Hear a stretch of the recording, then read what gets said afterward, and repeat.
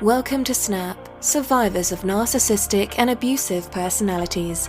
This educational recovery podcast is presented by Claremont Mental Health and Mandy Friedman, licensed professional clinical counselor. This presentation contains vital information for survivors of abuse. Topics include the spectrum of abusive personalities, targets of abuse, abusive relationships, and survivors in recovery. We hope this information helps you gain solid footing and clarity as you navigate your road to recovery.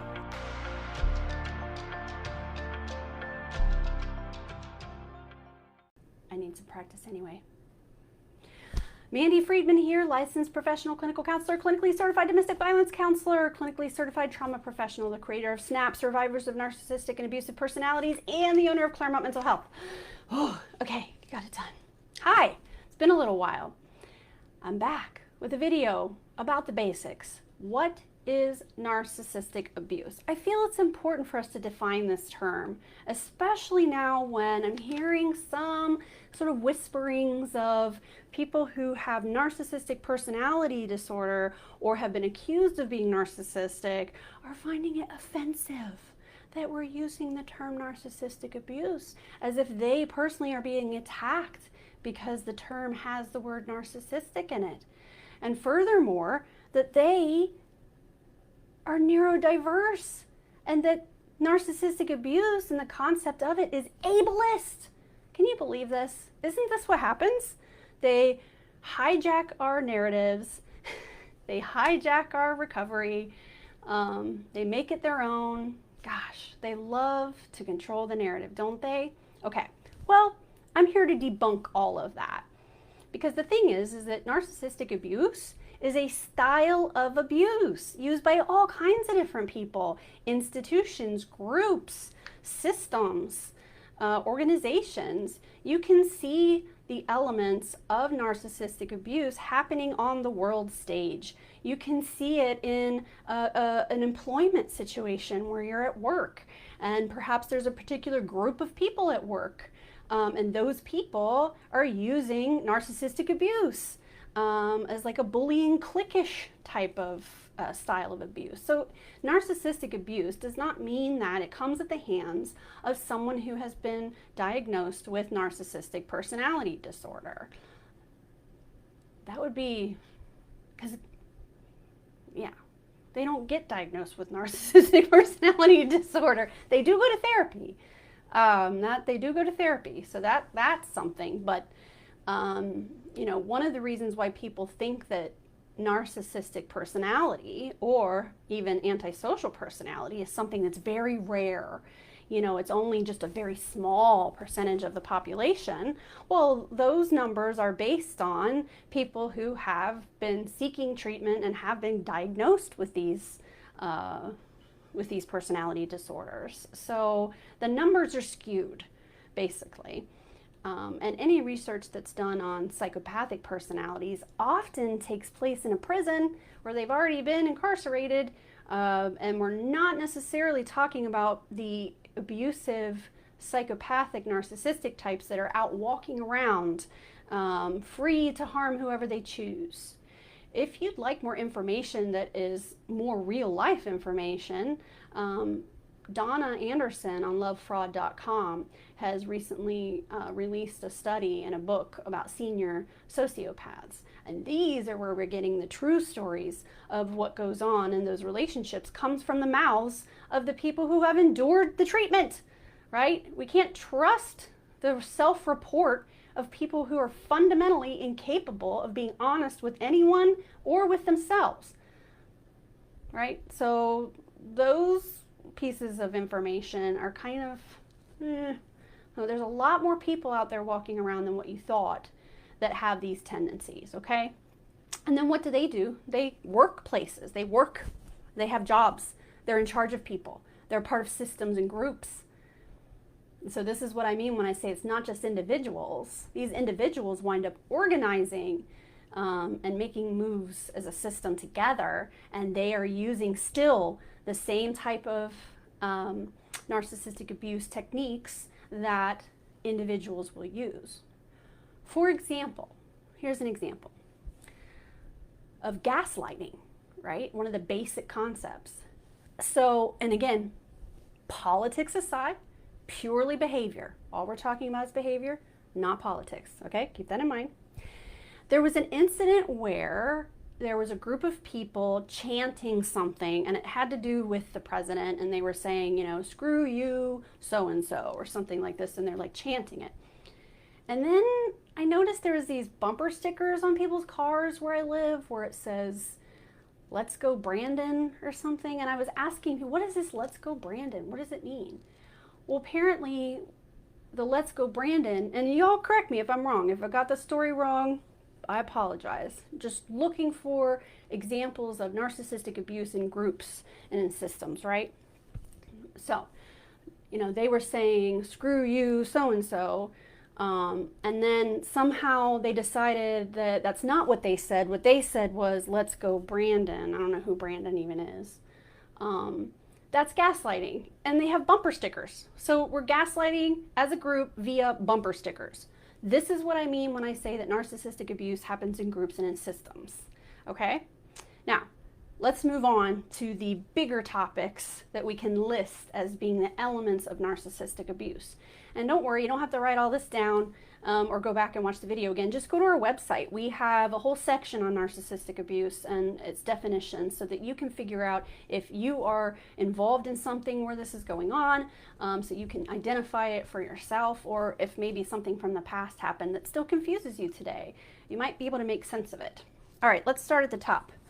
What is narcissistic abuse? Again, it is a style of abuse used by narcissistic, manipulative, exploitative, parasitic, unwell individuals.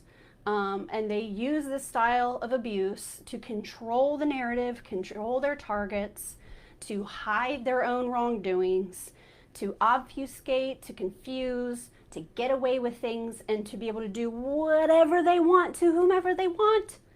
And all of these little techniques and games that they play have to do with them being able to just shape reality based on whatever they think it should be, not based on facts and truth. Facts and truth are actually kind of like kryptonite for narcissistic, manipulative people. Facts and truth are what they're trying to avoid, and they're trying to get you not to see the facts and truth. Okay. Emotionally immature. Have you ever noticed that some people are just acting like babies in certain situations? You know, like you offer a tiny bit of criticism and boy, whoo, you know, talk about snowflakes. That's funny. Emotionally immature. So this person is emotionally underdeveloped. They often stop developing emotionally at some point in the course of their human development cycles or phases. And sometimes where it stops is at 12 or 5. And that's the behavior we see present days. It looks like a teenager, or it looks like a toddler throwing a fit. Like, good grief, isn't this a grown person? So we know that the responses are emotionally immature. They react like they're on the playground, you know. Yeah. All right, next we have malevolent creativity. This is the part that people have a really hard time believing, but it is true. You have my word. I'm betting my house. I'm telling you it's true. There are people that have high levels of malevolent creativity. They are so capable and savvy and good at, you know, creating and concocting schemes, even in the moment. They're really good at remembering what's the narrative that I'm upholding, and then doing behaviors to manufacture evidence to uphold the narrative, and then saying the right things to the right people at the right time, and then making sure that they write that email at the right time. So, yeah, I mean, they're just really good at manufacturing and orchestrating giant schemes that can wind up ruining people's lives in a lot of cases. But when you try to tell somebody who doesn't understand these things, hey, here's what happened. This person did this wild and crazy thing. I know it sounds so hard to believe, but I swear it's what happened. And people are like, do people really do that? Maybe that's not what happened. Maybe maybe you're confused. You know, maybe it was a misunderstanding. Because they just don't want to believe that humans are capable of being evil or being, you know, having ill intent, and that they have intent to harm, that there's a sadistic quality to these individuals. They like to cause pain and confusion and hurt people. It makes them feel powerful. Okay, next we have parasitic. They are so parasitic, so parasitic. And in some cases, when I have new clients come in, it's like they're a host to many parasites, drained, just a husk of a person, exhausted, feeling like the weight of the world. And, if we can, have a metaphor here, they are a host that has a bunch of leeches on them, and it is draining their resources. And yet these leeches, the parasites, are their friends and family and their intimate partner, bleeding them dry of their resources, time, energy, attention, emotion, money, lots of stuff that parasitic individuals and systems and institutions will take from us. Parasitic workplace environments that treat employees as if they are not humans. Parasitic, right? Like you're totally replaceable. We don't care about you as a person. Mental health isn't a thing. You're going to be working 45 hours a week for barely any pay at all. And the health insurance is crap. And if you don't like it, get out. That's narcissistic abuse, essentially, because it's parasitic. We have people with money who are using people that are in a disadvantage financially, and they are using them and bleeding them dry as much as humanly possible. And if you are somebody who is in the class of the working poor and you've got 3 jobs and you know what that's like, you've experienced narcissistic abuse at the hands of corporations, business owners, people that want to have their 3rd and 4th yacht while you are having to figure out how you're paying for your medications, while your kids don't get to have the things that they need. But the yachts, plenty of those, right? That is narcissistic abuse, essentially. When you have starving people that are suffering, people that could sure use some help, and then you have a small group of people that they have, in a parasitic way, they take all the resources for themselves, right? Okay, parasitic. This could also be somebody who's sponging off an elderly parent. They're living in the basement of their elderly mother and, demanding sandwiches and playing Call of Duty while grandma is, 88 years old. And, that is also parasitic. So you can be parasitic as an individual in a basement somewhere, or you can be parasitic as a corporation as you use and abuse. Parasitic. Next, exploitative. So what we mean by this is that they're going to take advantage of opportunities, right? They're opportunists. They're going to find a way to exploit people based on those individuals' vulnerabilities or weaknesses or points of entry. So that's that malevolent creativity kicking in, right? Where we are trying to figure out, who's a good target here? Who's a high value target? Who's a low value target? And what am I willing to do in order to obtain this person's goodwill so that they then will do the things that I need them to do to advance my own agenda? And just being very creative with how to do that. So, for example, if someone knows that an individual is very, very kind and generous and they also happen to have financial resources, that would be exploitation, that the person, the exploitative personality, gets closer to that individual on purpose because they know that there's a resource there that they could exploit. For example, people who work with older adults and maybe, the older adult is trusting the individual during this transitional time of life of, what do we do with our belongings at the end of life? And are we actually getting taken care of by the places that we're receiving our services from? And so when someone is in like a weakened state or in a vulnerable state, that's when vultures show up. That's when exploitative types show up, is when you might need help, when you're in need.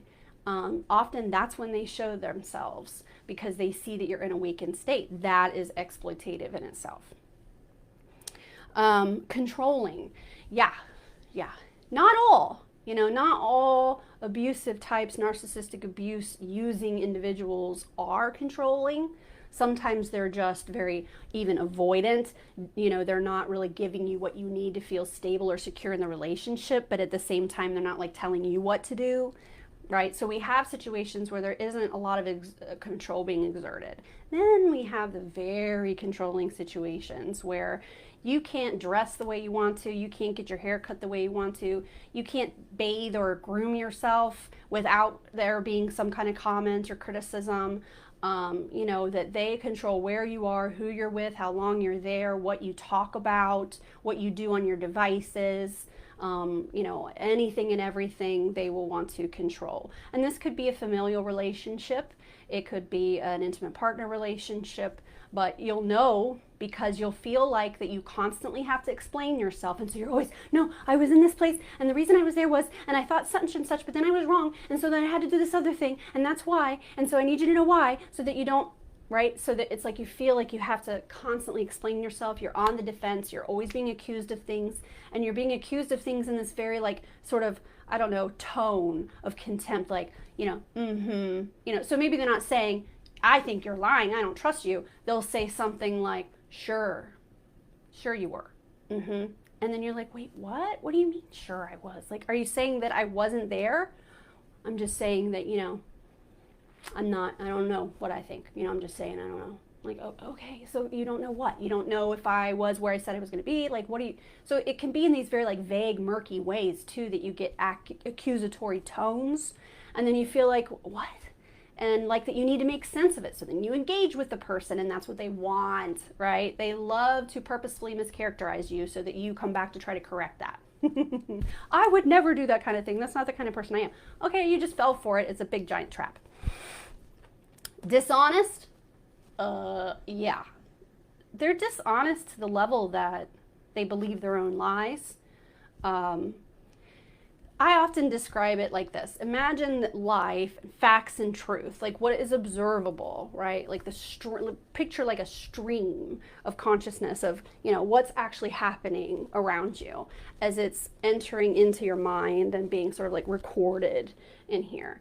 Narcissistic people that use narcissistic abuse, they want to control the narrative. And what they do is they take this stream, normally you and I would be like, okay, I want to see it accurately. I want to make sure that I understand. I want to make sure that there's clarity here, so as things happen, we're like looking for the facts and truth and making sure that we're, we get it right.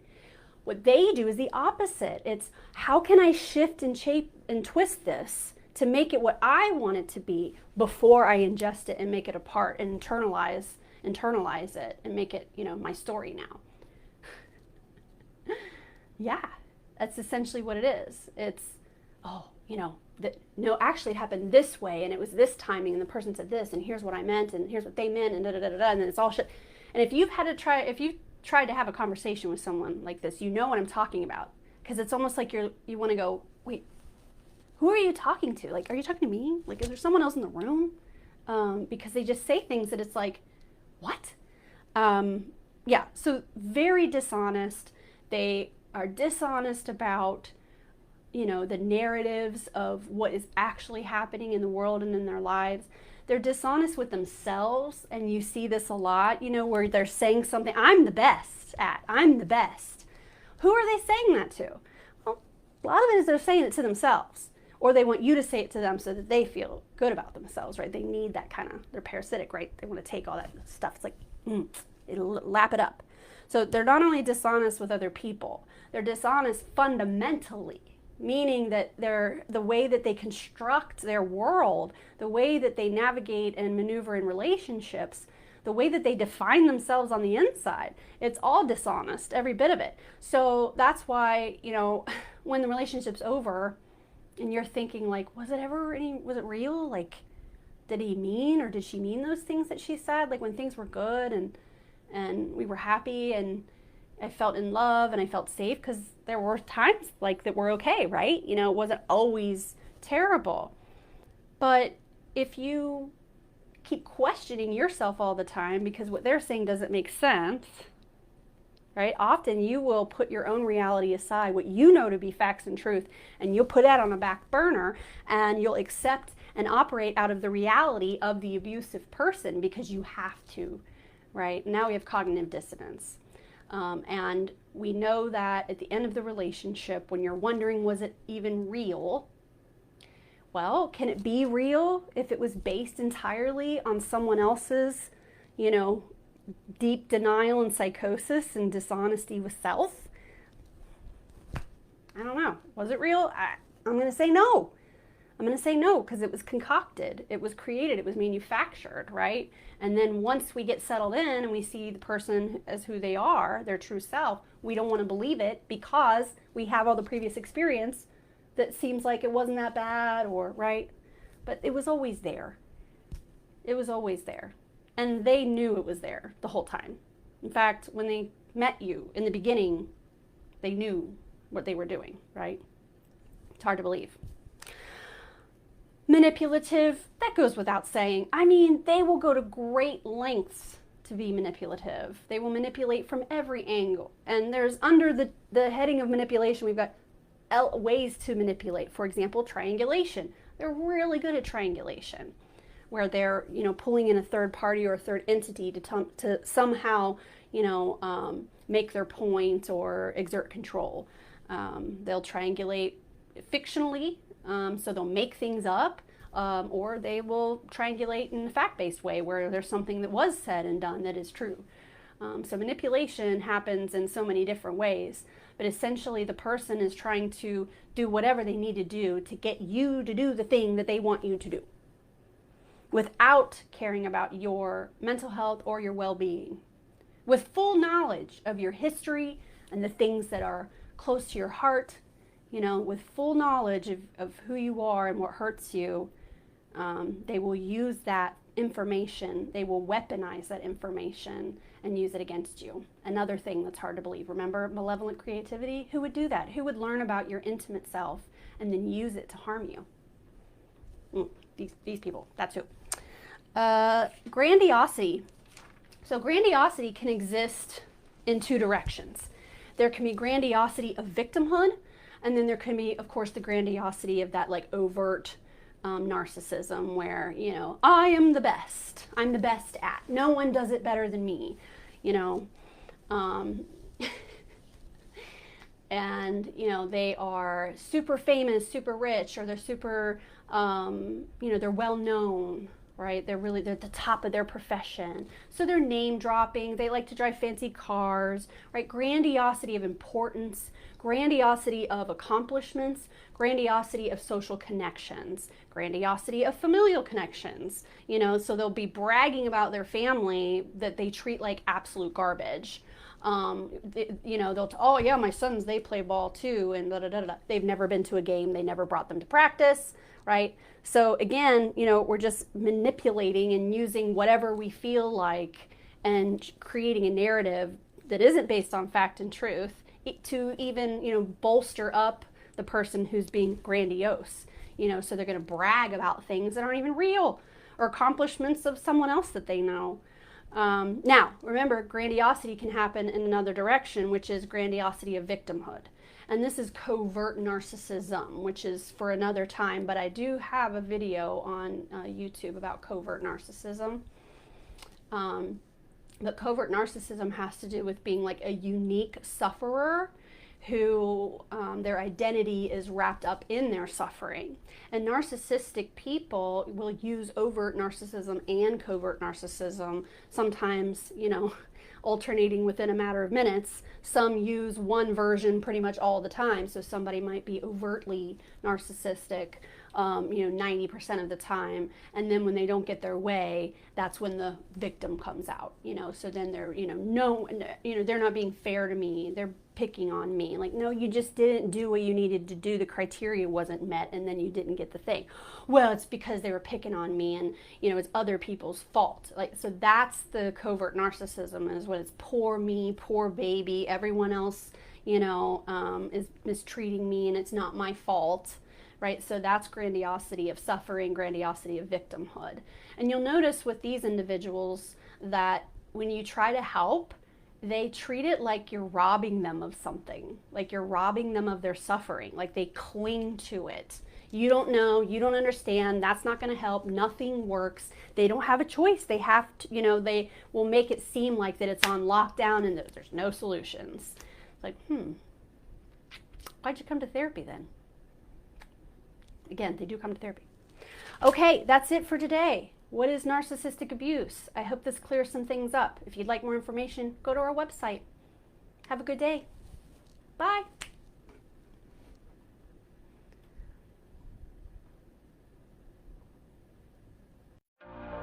If you like this podcast, subscribe and leave us a review. Find Mandy Friedman, LPCC, CCDVC on YouTube and Facebook.